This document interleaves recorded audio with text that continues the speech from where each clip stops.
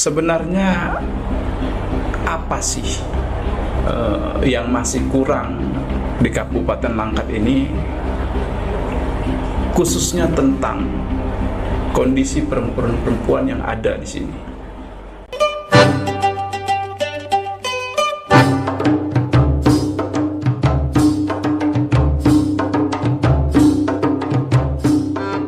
Assalamualaikum warahmatullahi wabarakatuh. Apa kabar teman-teman? Semoga kita semua dalam kondisi sehat walafiat. Ada banyak hal yang kadang kita lupakan dalam kehidupan kita sehari-hari. Tapi ketahuilah, mungkin saja apa yang kita lupakan itu adalah yang kelak menuntun atau membimbing kita ke waktu yang lebih baik. Bersama saya seorang perempuan yang kalau di Langkat sudah cukup dikenal baik dalam kegiatan-kegiatan sosial kemanusiaan. Tak lepas dari apa yang kita tagarkan, tema kita adalah perempuan-perempuan inspiratif.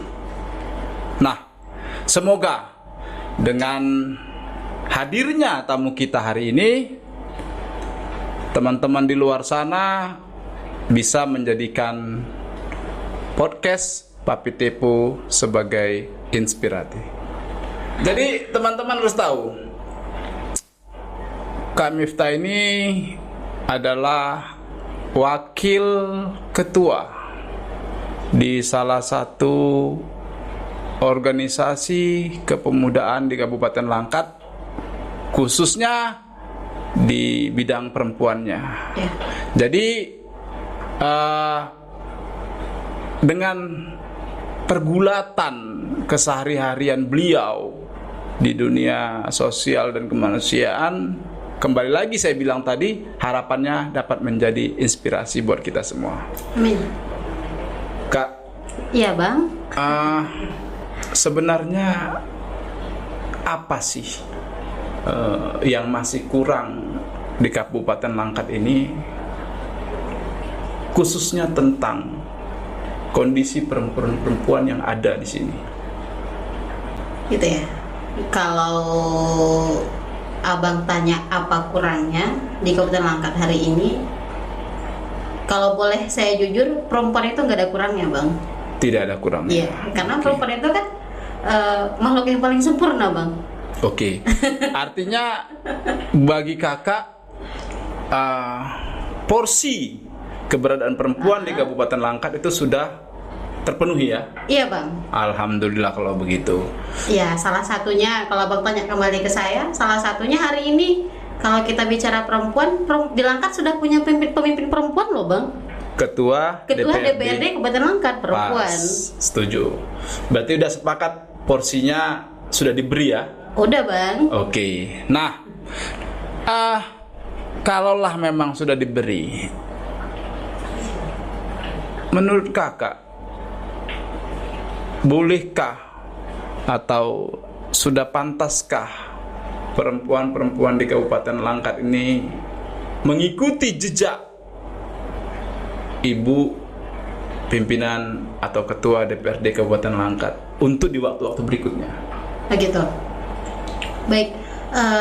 Kalau ditanya sama saya tentang mengikuti jejaknya Ibu Ketua DPR kita, tentunya hari ini menjadi pemimpin perempuan di Langkat yang sudah membawa nama baik perempuan Langkat itu lebih maju satu tahap di atasnya daripada sebelumnya ya Bang. Gitu. Okay. Nah kalau ditanya kenapa sih apa sih perempuan Langkat itu, kenapa sih perempuan itu harus mengikuti jejaknya beliau gitu ya Bang ya?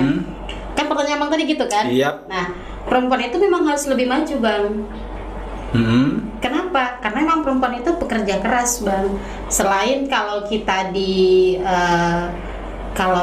legislasi, tentunya kuota 30% perempuan itu Betul. harus ada kan Bang? Betul. Nah itu juga kita harus sudah penuhi kan begitu. Nah kalau masalahnya bagaimana dan apa yang harus dilakukan perempuan hari ini menjadi seperti ibu pemimpin kita hari ini di Langkat, harus banyak-banyak berbuat dan harus banyak-banyak mengikuti pergerakannya perempuan Bang.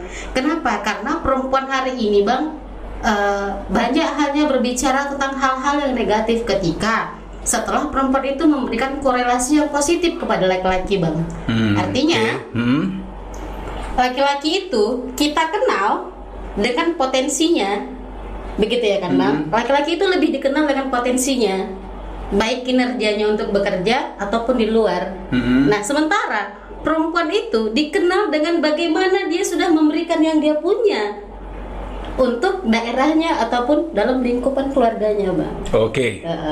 Nah teman-teman juga harus tahu bahwasanya Kak Miftah ini juga adalah salah seorang staf khusus dari salah seorang anggota dewan di Kabupaten Langkat.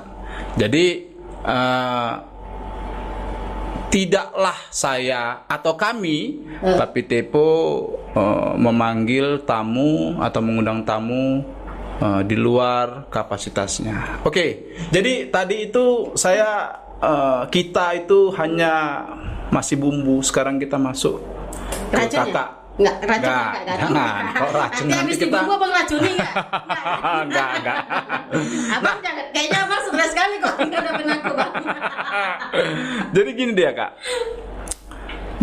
dapat catatan tadi sebelum masuk studio, Kakak termasuk salah satu orang perempuan penggiat sosial di Kabupaten Langkat.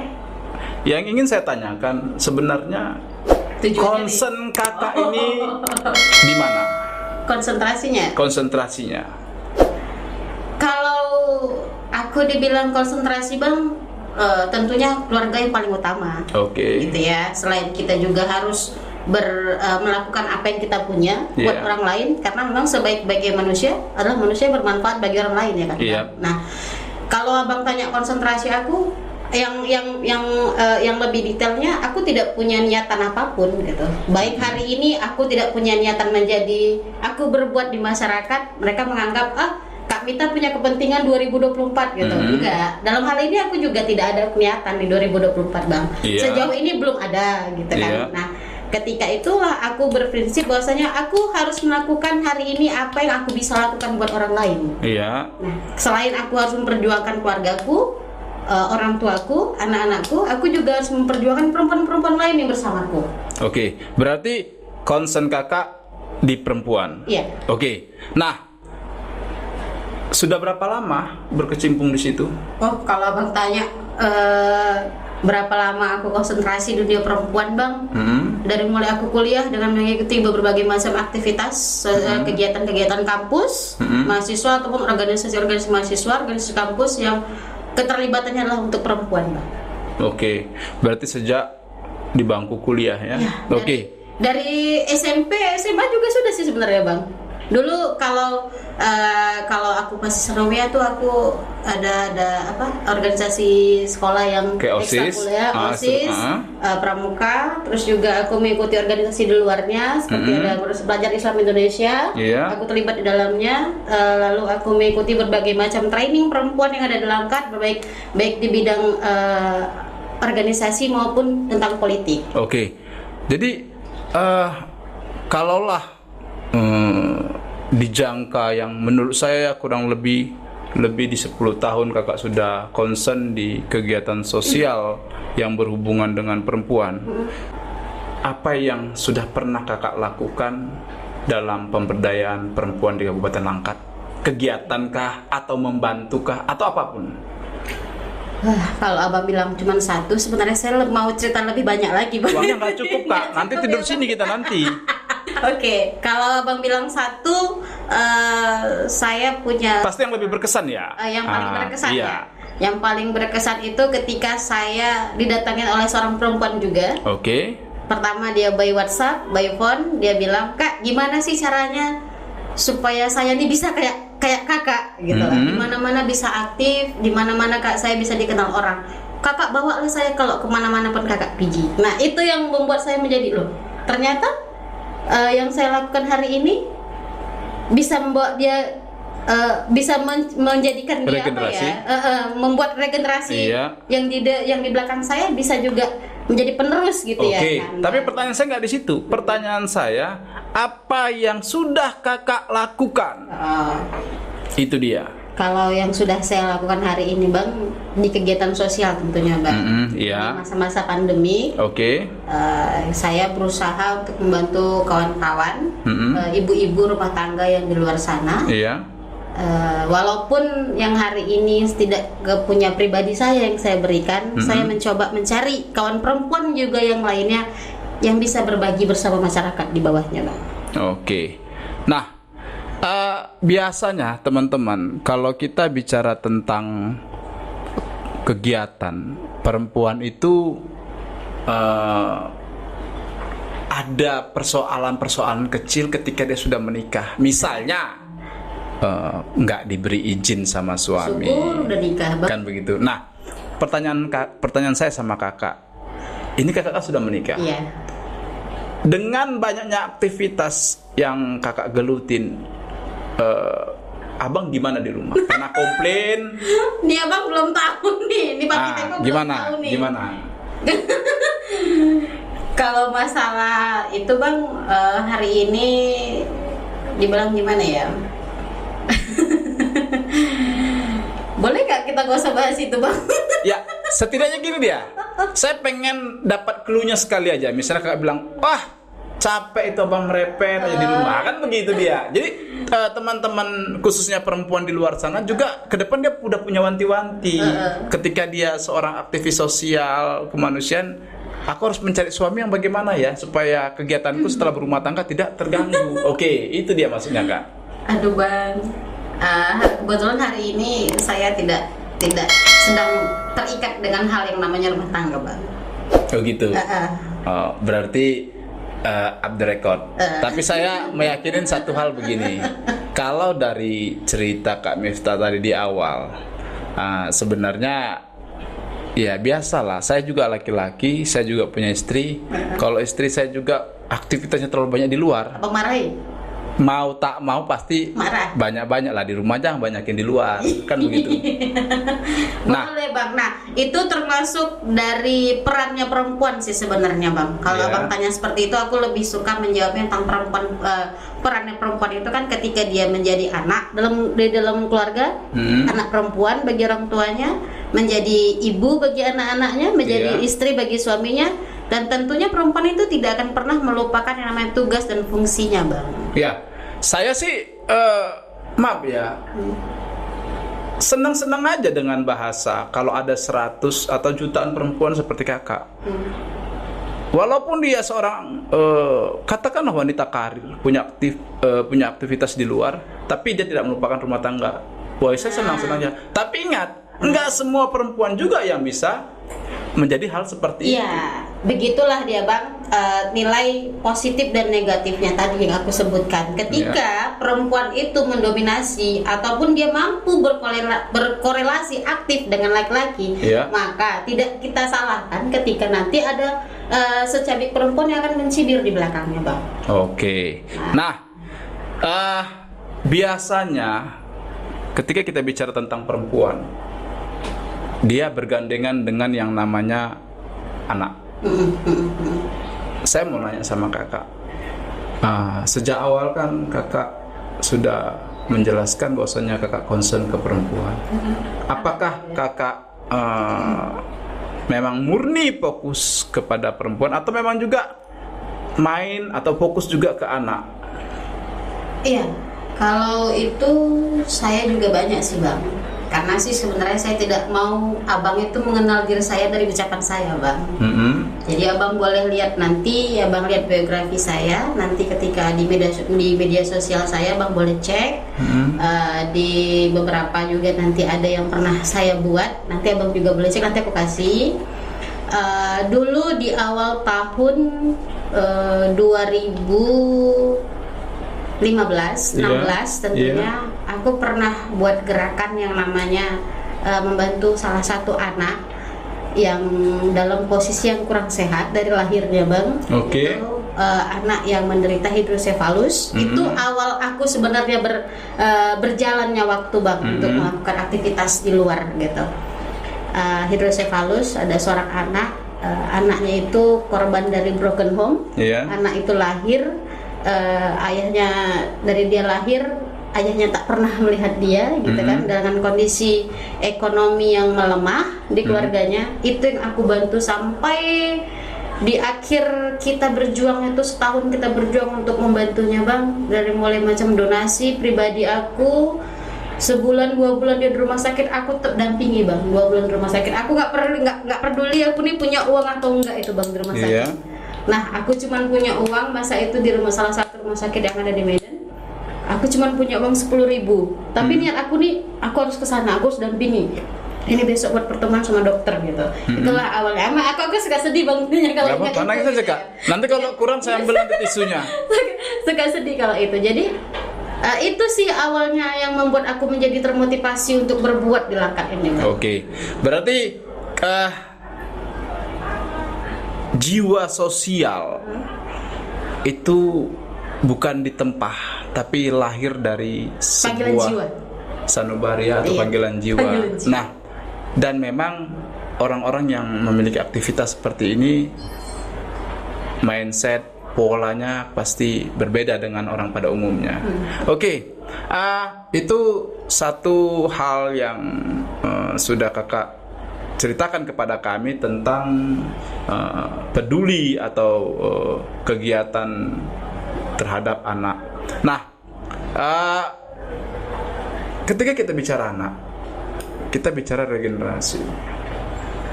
Ketika kakak mengatakan peduli dengan anak, maka kita bicara tentang masa depan. Seberapa bahayanya atau seberapa resahnya kakak dengan situasi saat ini, yang mana narkoba itu sudah menjamah anak-anak? Silakan. Kalau itu bang, satu hal yang tak menjadi rahasia umum ya bang. Pergerakan para penghancur masa depan bangsa ini ya. Betul. Bang. Cuman kan hari ini kita tentunya selaku perempuan, selaku ibu bagi anak-anak kita di rumah, selaku istri bagi suami kita, selaku anak perempuan yang berada dalam keluarga kita, kita juga harus saling mengingatkan bang. Dan tentunya selaku perempuan dalam lingkungan masyarakat, perempuan hari ini tidak bisa bekerja bang kalau dia sendirian. Dia juga harus mengajak perempuan-perempuan yang lainnya, harus melakukan satu lingkaran, membuat satu lingkaran perempuan di dalamnya yang membuat pergerakan. Ayo, kita ini perempuan, kita tidak boleh melakukan, kita tidak boleh membiarkan perusak generasi bangsa ini tetap berkeliaran merusak anak-anak kita. Oke. Saya pengen faktanya yang sudah kakak lakukan dengan perempuan-perempuan ini, apa model kegiatannya atau model penyuluhannya atau sejenisnya, apa yang sudah kakak lakukan? Saya pernah berbagi cerita dengan kawan-kawan salah satu organisasi anti narkoba di Langkat bang. Dan mereka juga meminta saya dalam posisi jabatan di salah satu organisasi, tapi karena waktu juga nggak bisa saya terlalu banyak kan.